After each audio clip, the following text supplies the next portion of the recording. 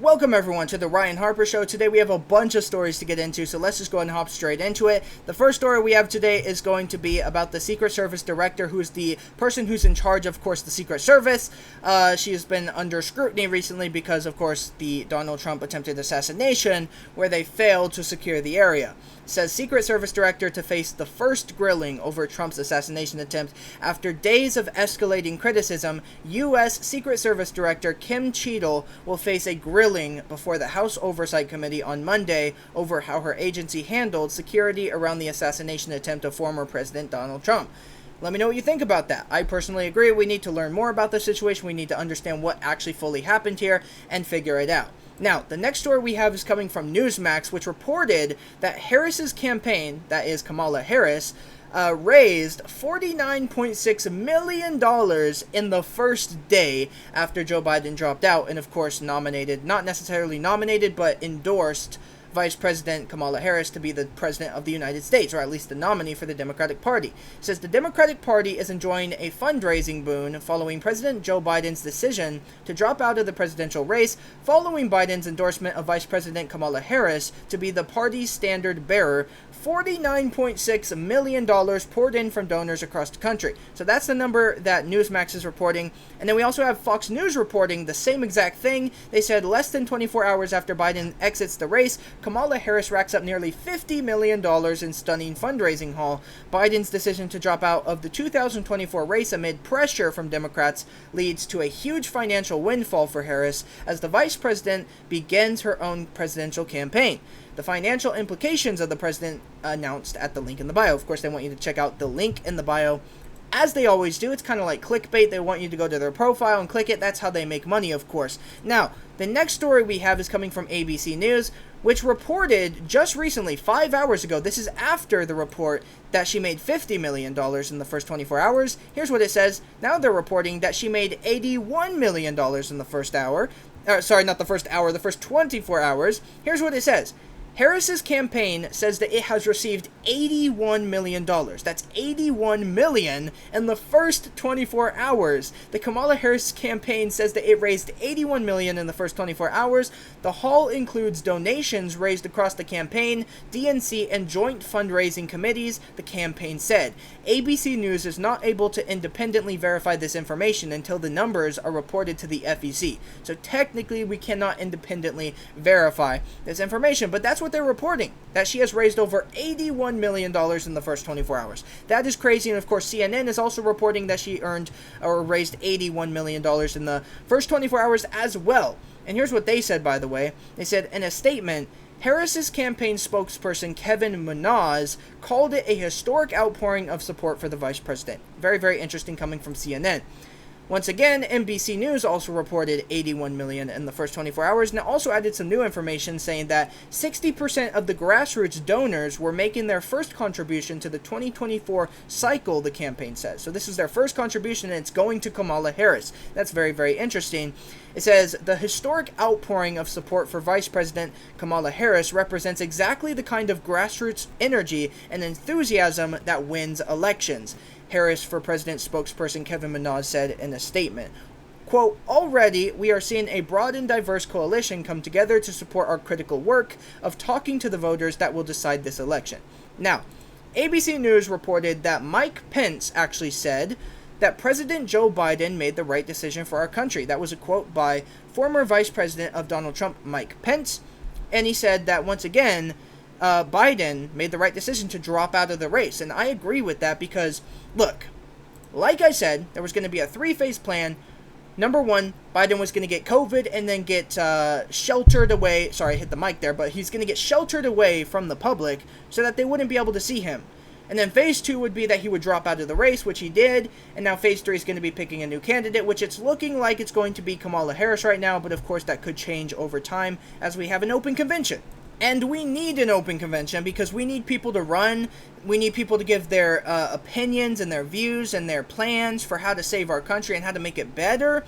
And to do that, we need an open convention where people can run, including RFK Jr., but he already said that it's rigged, so he's probably not going to go that route. He's probably just going to stay independent. I think that's a terrible idea, but you know what? I kind of agree with him that it is definitely rigged.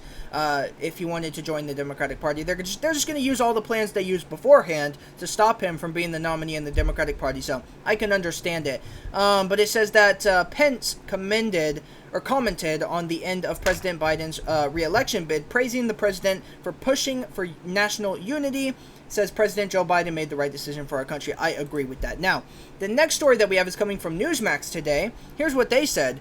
Trump rips the Democrats, linking him to Project 2025. He said, I don't know what the hell that is. I don't know what the hell it is, okay? So basically the Democrats are trying to pin Project 2025 on Trump, saying that that's his plan for when he becomes president. So when Donald Trump becomes president, they're going to enact Project 2025, which is a 180-day playbook, so a plan for the first 120 or 180 days in office. So now, here's the thing though. I get it. I get the fear for Project 2025. There's some radical stuff in there. There's some extreme stuff in there. But Trump has already come out and said, I do not endorse it. And now he's saying, I don't even know what the hell it is, which is completely false. Because he said previously that he liked some stuff in it and he disliked some stuff in it. Which means if you know about that stuff, you obviously know what it is. So he's clearly lying on that, but here's what it says. Trump strikes back against the disinformation campaign attempting to link him to the think tank document Project 2025. He said, I don't know anything about it, and I don't want to know anything about it. Okay, so clearly a lie there. But once again, I don't think it's his agenda. I think he might take some stuff from Project 2025 and implement it, but I don't think he's going to follow the plan exactly. And I really don't think he's going to implement some of the really, really extreme stuff. So we'll just have to see, though. Let me know what you think in the comment section down below.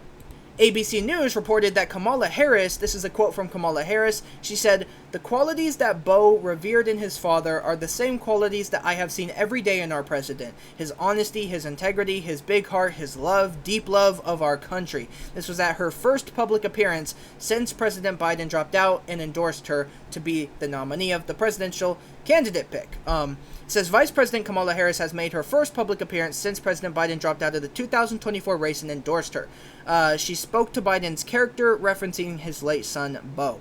Now, the next story is coming from ABC News once again. It's coming from Representative Nancy Pelosi, who officially has endorsed Kamala Harris at this point. So, Nancy Pelosi has joined the list of people who have endorsed Kamala Harris. Of course, Joe Biden already endorsed Kamala Harris. It says Nancy Pelosi has endorsed the vice president, and in a statement, Pelosi wrote, quote, make no mistake, Kamala Harris as a woman in politics is brilliantly astute, and I have full confidence that she will lead us to victory in November.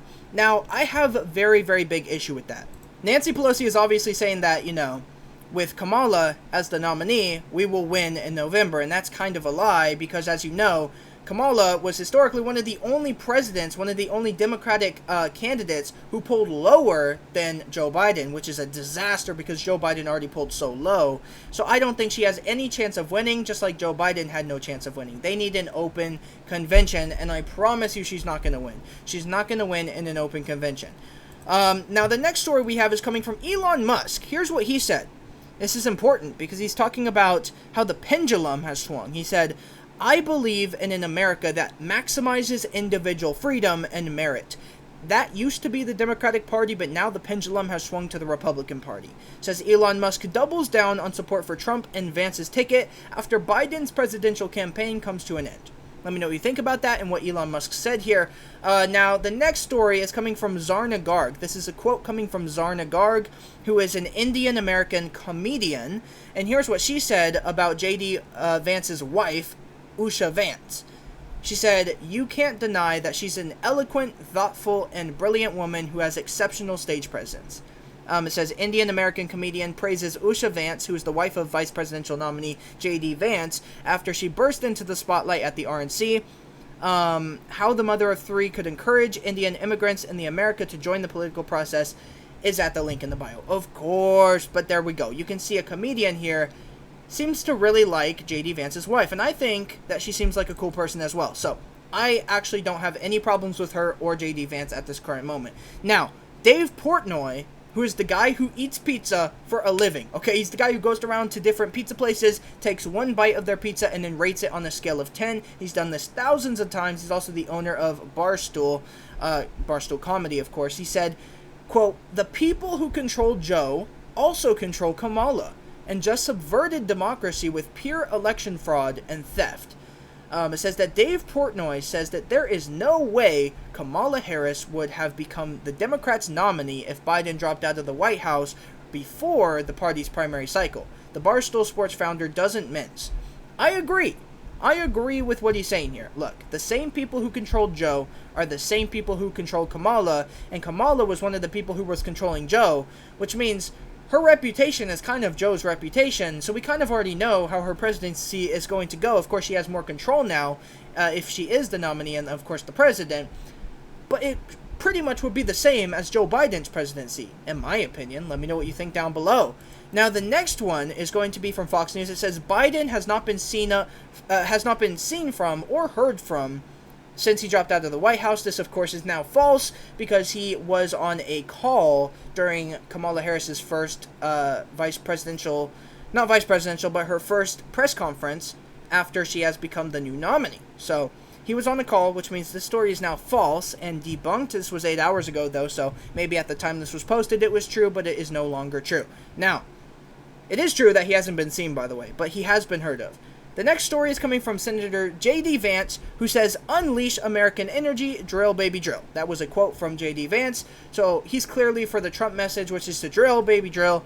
Says that J.D. Vance says a Trump-Vance presidency will empower American workers and domestic resources instead of buying energy from, quote, tin-pot dictators all over the world. Let me know what you think about that in the comment section down below. ABC News coming out. This is a quote from President Joe Biden, who is no longer the president, but still, this is a quote coming from him. He said, "I won't be on the ticket, but I'm still going to be fully engaged. I've got 6 months left in my presidency, and I'm determined to get as much done as I possibly can."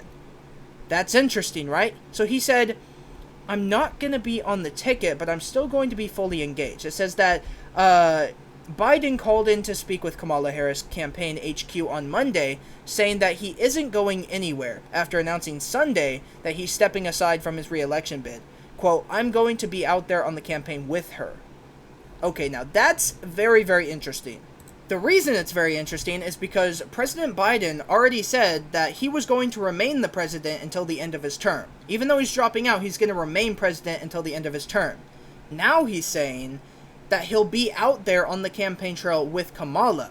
So that means Kamala's going to be running the country for the next 5 months until Election Day.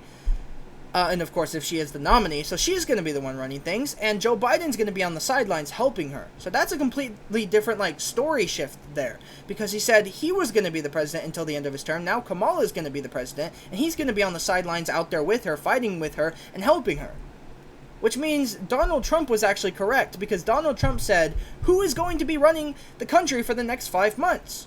It's probably going to be Kamala. He was right, okay? He is now right. That's very interesting.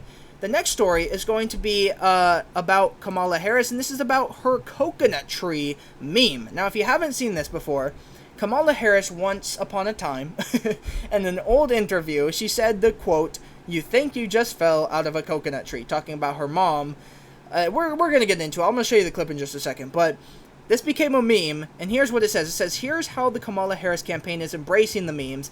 Less than 24 hours after President Joe Biden announced that he would end his re-election campaign and endorse Vice President Kamala Harris for president, Harris has been met with an outpouring of enthusiasm from high-ranking Democrats, celebrities, and meme lords." Now, let's play the video to show you what I'm actually talking about here. Here's what she said in a 2023 press conference or a speech.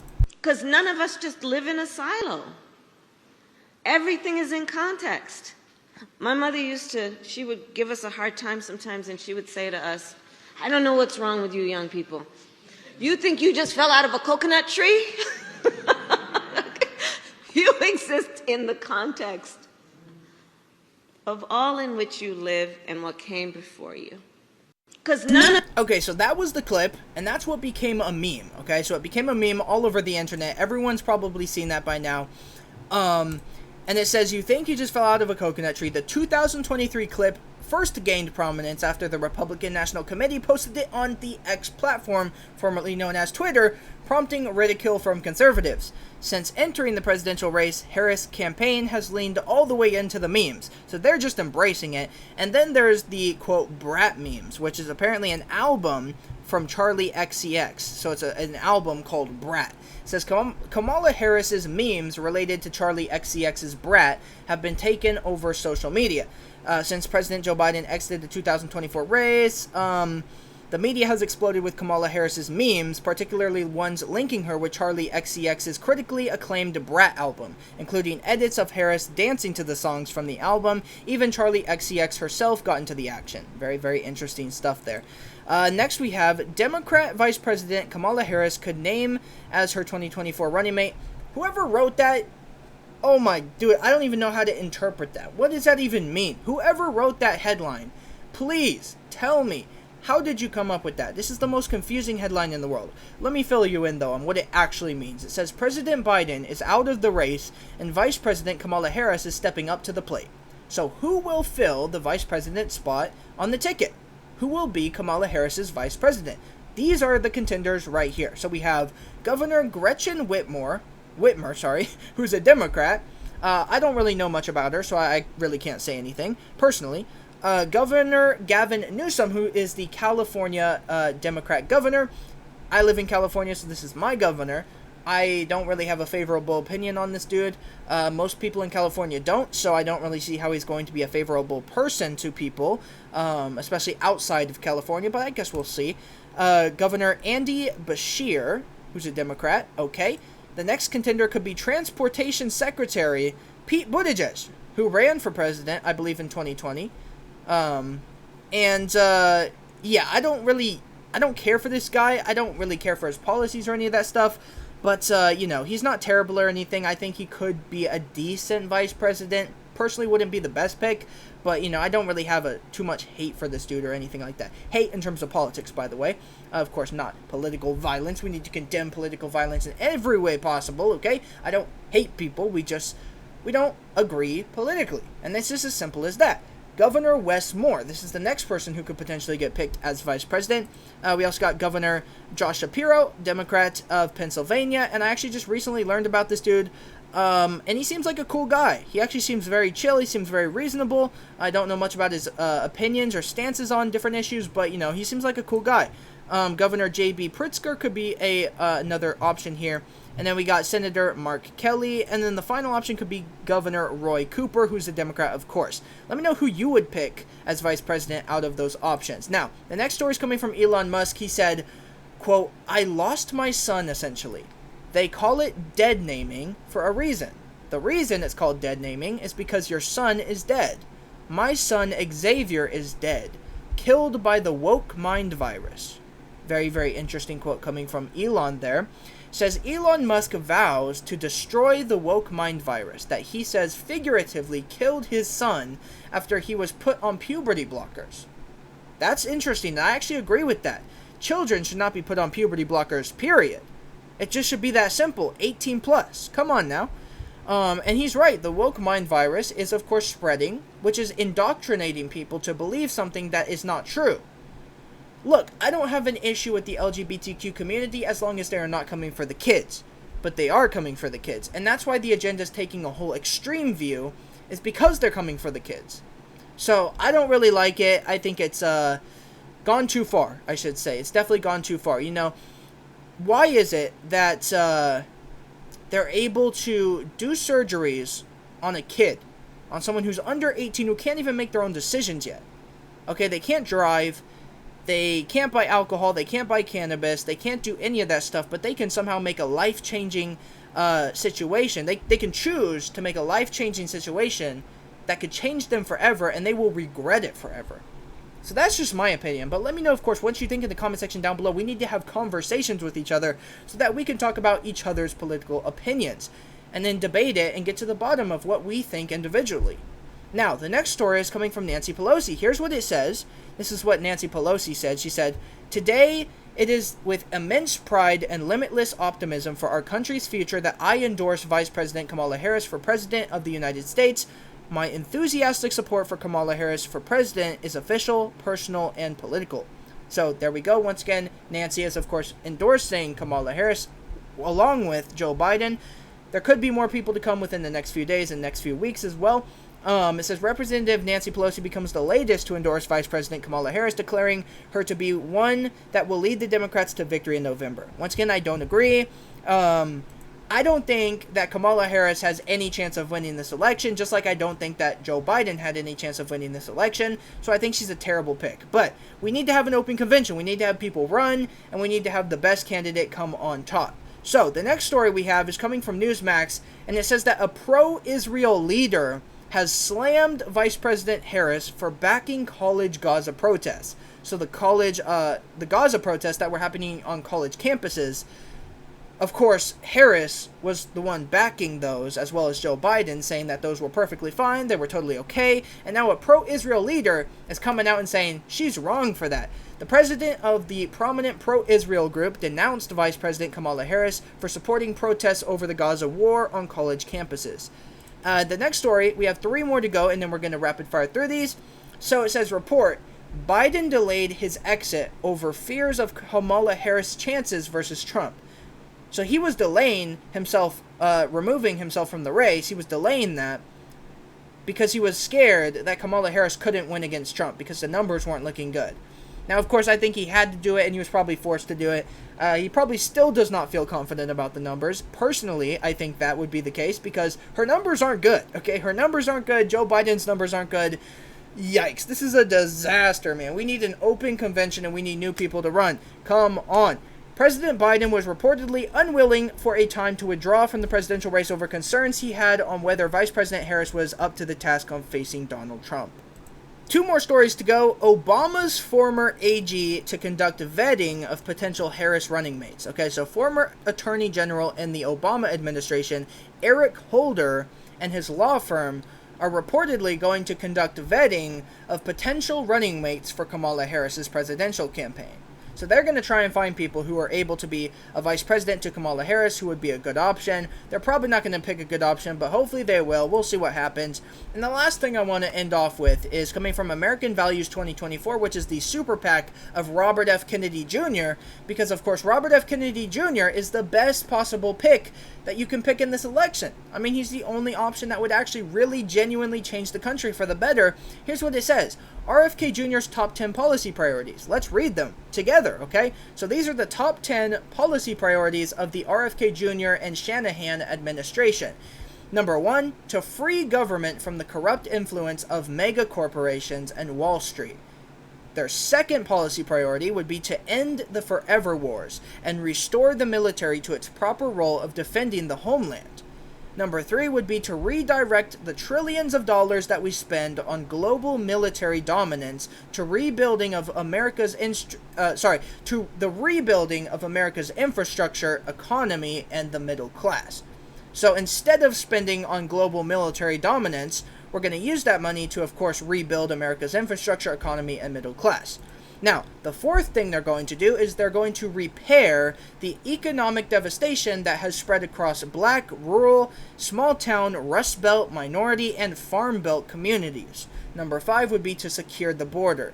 Number 6 is to restore and protect our constitutional freedoms. Number 7 is to end government censorship, surveillance, and secrecy, and bring transparency to government. Number 8 is to address the chronic disease epidemic in America, which is now affecting 60% of the American population. It's actually insane.